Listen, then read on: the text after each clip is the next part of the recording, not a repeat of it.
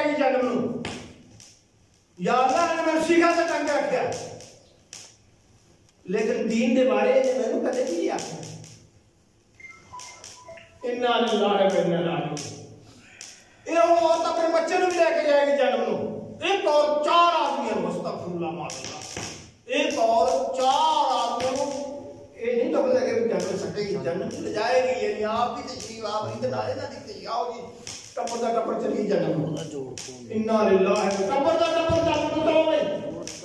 4 مردوں ایک اور جنم لے کے جائے گی استغفر اللہ ماشاءاللہ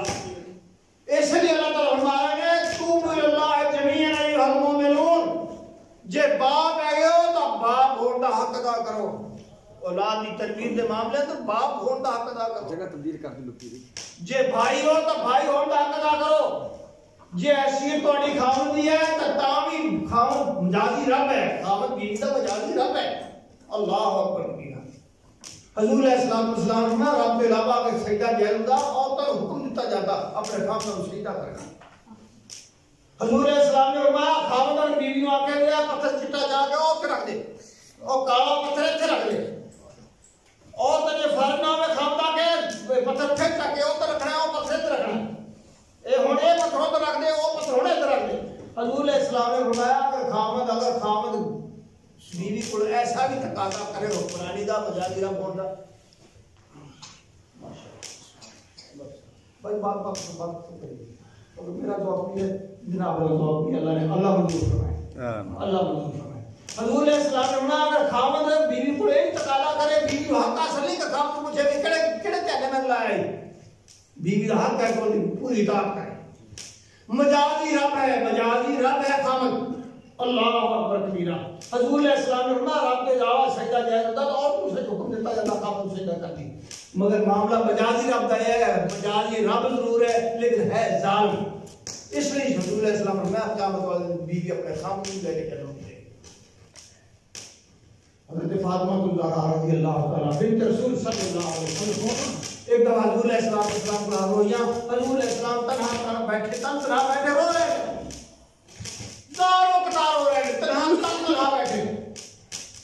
لگتے جگہ فاطمہ رضی اللہ تعالیٰ عنہ فاطمہ تشریف لے آئی اور آنے سلام بھی عرض کیتا دیکھے بابا جی کیفیت رہنا سکیاں عرض کی تھی ماں جو کی کا یا رسول اللہ حضور کیوں رو رہے ہو کیا بات ہے حضور خیر کیوں رو رہے ہیں حضور علیہ السلام نے نظر اٹھائی آپ فرمان لگے بیٹی میں جس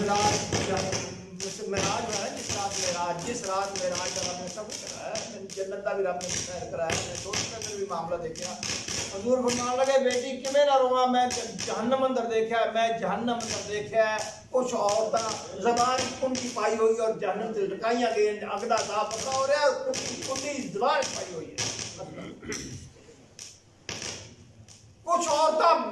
بالاں تو پکڑیاں ہوئی ہیں اور جہنم اندر لٹکائیاں ہوئی ہیں اور جل رہی ہیں اس حدیث کے الفاظ میں حضور علیہ السلام نے فرمایا کچھ عورتیں میں ایسے دیکھیاں جنہاں دی شرمگاہ دے تے کنڈی پائی ہوئی اور جہنم میں دوریاں کر کے لٹکائیاں حضور فرمایا لگے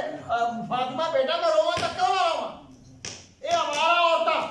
اے بے پردہ عورتاں اے حیات و خالی اور بلکہ حدیث کے الفاظ میں حضور علیہ السلام نے فرمایا پہلے سارے نبیوں کی تعلیم اندر جڑی چیز آج بھی موجود ہے پہلی نبیوں کی تعلیم اندر موجود ہے وہ ہے حیا اذا لم تستحی فاصنع ما شئت جس اندر حیا نہیں اس اندر انسانیت نہیں ایمان تو دور کی گل ہے نا جس اندر حیا نہیں مرد ہے یا عورت اذا لم تستحی فاصنع ما شئت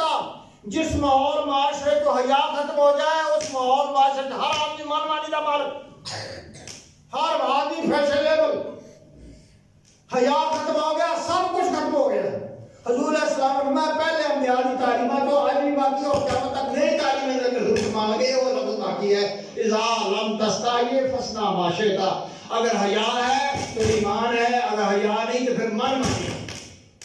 کہ وہ تو میں آپ میرے بچے من مانی کرتے میرے بچے آگے سادہ بابا اپنی مرضی کرتا ہے انا للہ و انا الیہ راجعون حضور علیہ السلام کو فرمان مانگے فاطمہ نہ رواں تو کیوں نہ رواں میں جہنم اندر عورتوں اس کیفیت اندر دیکھا ہے نہ جہنم کا عذاب نہ جسم کے مختلف ہوگا ایک ادھر کیا الفاظ بھی ہے کچھ عورتوں سینے دے بل سینے کنیا پا کے جنم میں لٹکایا اور چل رہی ہیں